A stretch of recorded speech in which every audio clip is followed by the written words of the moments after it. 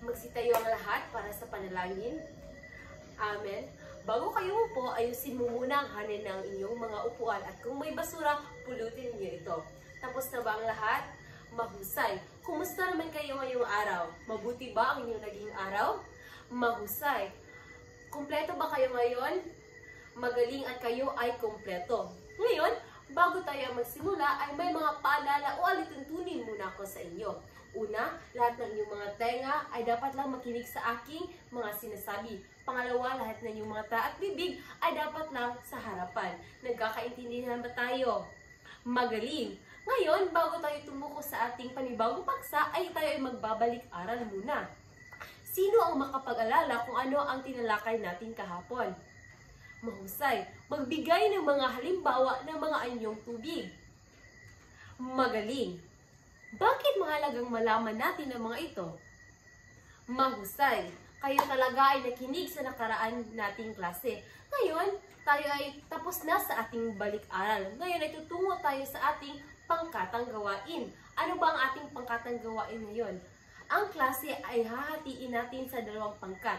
Bawat pangkat ay bibigyan ko ng nagkapira-pirasong larawan at magpapaunahan kayo sa pagbuo nito. Bibigyan ko lamang kayo ng 5 minuto sa pagbuo. Magsimula na ang pagbibilang.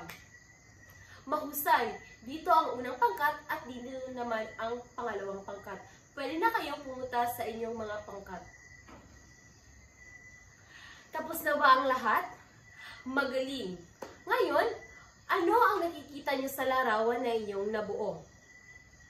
Mahusay! Paano mo ito mapapahalagahan? Magaling!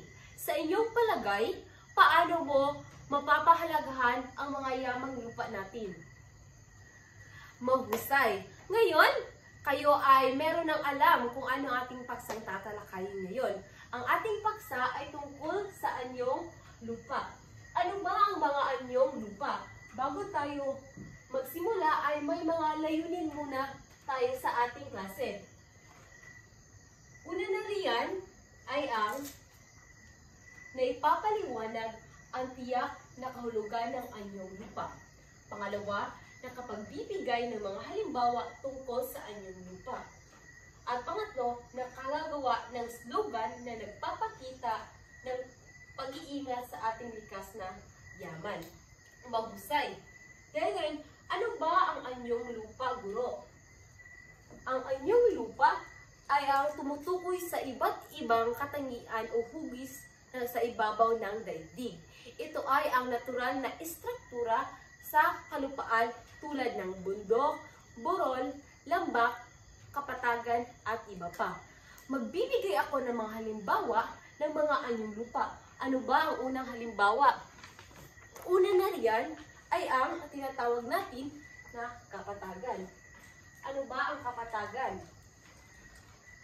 Ang kapatagan, ito ay ang uri ng lupa na walang pagtaas at pagbaba.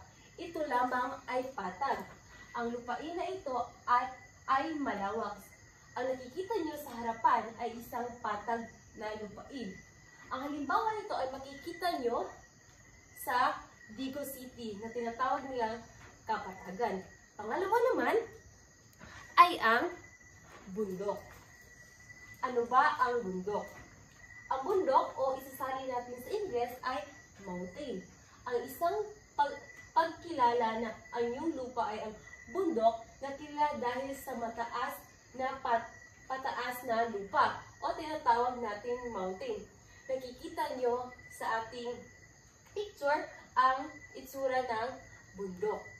Nagkakaintindihan ba? Magaling. Dito naman, ang pangatlo na mga halimbawa ay ang tinatawag nilang bulubulukin o isasali natin sa Ingles ay mountain range.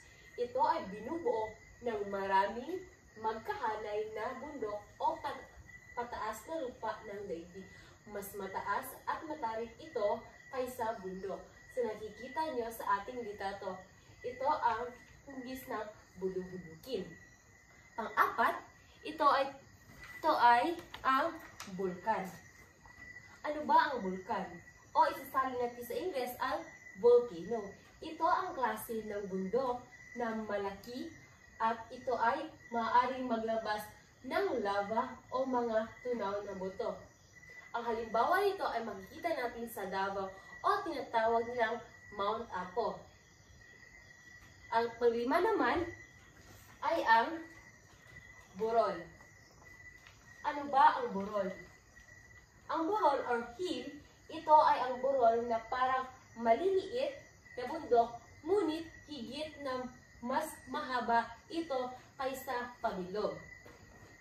Ang magandang halimbawa ng burol ay makikita natin sa Bohol na tinatawag nilang Chocolate Hills. Tandaan na may 5 klase o halimbawa ang anyong lupa. Ito ang kapatagan, bundok, bulubundukin, bulkan, at burol. Alam kong may naintindihan kayo sa ating tinalakay kanina. Ngayon ay tutungo na tayo sa ating pangkatang gawain. Ano ba ang pangkatang gawain natin ngayon? Kagaya ng kaninang grupo, ang klase ay hahatiin ko sa 2 pangkat. Dito ang unang pangkat at dito naman ang pangalawang pangkat. Kayo ay gagawa ng isang slogan. Ano ba ang slogan? Kayo ay guguhit or gagawa ng slogan na kapag bibigay kung paano nyo mapapahalagahan ang ating mga anyong lupa, kagaya ng mga halimbawa na ibinigay ko sa inyo kanina. Sa inyo namang pamantayan, ito ang inyong pamantayan o gabay para sa inyong paggawa. Nagkakaintindihan ba tayo? Magaling. Tapos na ba ang lahat? Ibigay nyo sa akin ang lahat ng inyong nagawa. Ngayon, sa inyong paggawa o sa aking paksang tinalakay kanina, ano nga ba ang anyong lupa? Magaling. Ano-anong halimbawa ng anyong lupa ang makikita nyo sa Pilipinas? Mahusay. Paano mo mapapangalagaan ang mga anyong lupa sa ating bansa? Mahusay. Bakit mahalaga ang mga anyong lupa sa pamumuhay ng mga tao? Magaling. Sa paanong paraan mo ginagamit ng mga tao o natin ang mga lupa para sa ating kabuhayan? Mahusay dahil kayo ay natututo sa ating paksang tinalakay. Ngayon ay kumuha ng sangkapat na papel o 1/4 sheet of paper at sagutan ito. Tapos na ba ang lahat? Mahusay. Sino nakakuha ng mataas na puntos? Magaling. Bigyan natin ating sarili ng 3 bagsak. Ngayon, bago tayo umuwi, ay meron akong takdang aralin na ibibigay sa inyo. Ano po ba iyon? Kayo ay guguhit sa isang malinis na bond paper na isang anyong lupa na aking ipinakita kanina. Kulayan ito at gawing mas magandang at malinis at ipasa sa susunod na pagkikita. Ang pamantayan ay ibibigay ko na lang sa inyo ngayon. Nagkakaintindihan ba tayo? Magaling. Magsitayo ang lahat para sa panalangin. Amen. Paalam mga bata. Paalam. Pwede na kayong umuwi.